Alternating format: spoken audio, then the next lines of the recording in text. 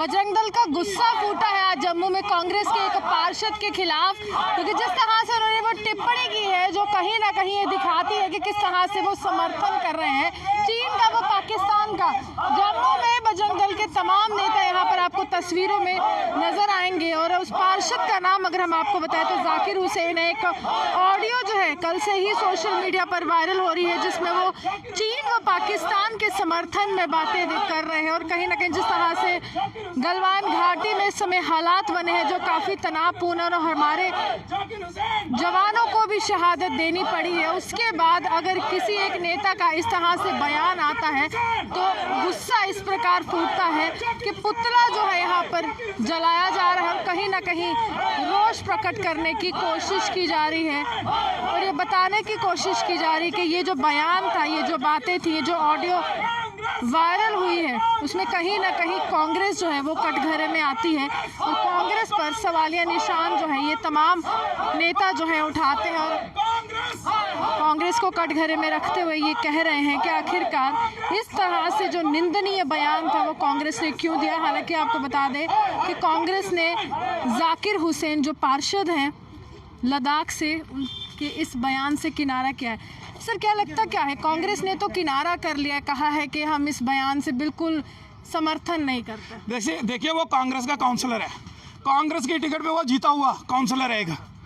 और उसकी ऑडियो जो है वो पूरे सोशल मीडिया और मीडिया में वायरल है और वो क्लियर कहते उसमें सुनाई दे रहा है कि वो कह रहा है कि लद्दाख के 1000 टुकड़े होंगे और उसके बाद उसने ये कहा कि जो कश्मीर है वो हम पाकिस्तान में दे देंगे। तो इसमें कहीं कांग्रेस के बचने के कहीं चांस ही नहीं रहता है और कांग्रेस अगर सही होती तो कांग्रेस उसको तुरंत निलंबित कर देती, निष्कासित कर देती अपनी पार्टी से, लेकिन कांग्रेस ने ऐसा कुछ नहीं किया। कांग्रेस की पुरानी आदत है, कांग्रेस का हम पहले भी कहते हैं, कांग्रेस का हाथ पाकिस्तान के साथ, कांग्रेस का हाथ आतंकवादियों के साथ, कांग्रेस का हाथ अलगाववादियों के साथ, अब कांग्रेस का हाथ चाइना के साथ। हाल ही में राहुल गांधी भी बयानबाजी कर रहे हैं, उनकी तरफ से सवाल जो है प्रधानमंत्री नरेंद्र मोदी से पूछे जा रहे हैं कि आपने चुप्पी क्यों साधी हुई है। एक तरफ से हमारे जवानों की शहादत होती है, दूसरी तरफ से सियासत जो है बहुत गर्माती है। देखिए केंद्र सरकार अपना काम कर रही है और उसको मौका देना चाहिए पूरा काम करने के लिए, क्योंकि इस टाइम मुश्किल की घड़ी है, हमारा देश मुश्किल से जूझ रहा है। हमारे 20 जवान जो हैं शहीद हुए हैं। ऐसा नहीं है कि हमारे जवानों ने वहाँ पर उनके जवानों को नहीं मारा है, मारा लड़ते हुए शहीद हुए हैं हमारे जवान।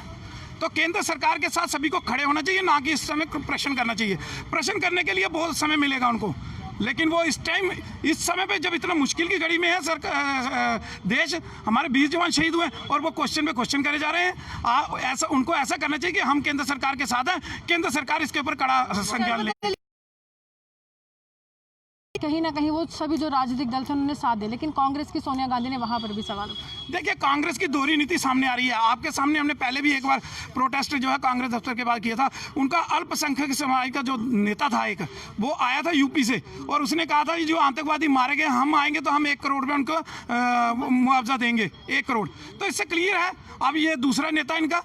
जो यहाँ से जीता हुआ, जो व्यक्ति ऐसी भाषा का उपयोग करता है, देश विरोधी बातें करता है, वो लोगों का भला कहां से करेगा और देश का भला कहां से करेगा, ये क्लियर है। सीधा सवाल जो है कांग्रेस से पूछा जा रहा है और कटघरे में कांग्रेस के तमाम नेताओं को रखा जा रहा है कि आखिरकार आप ही के नेताओं से ऐसी बयानबाजी क्यों होती है। इसी के साथ कैमरामैन गुलशन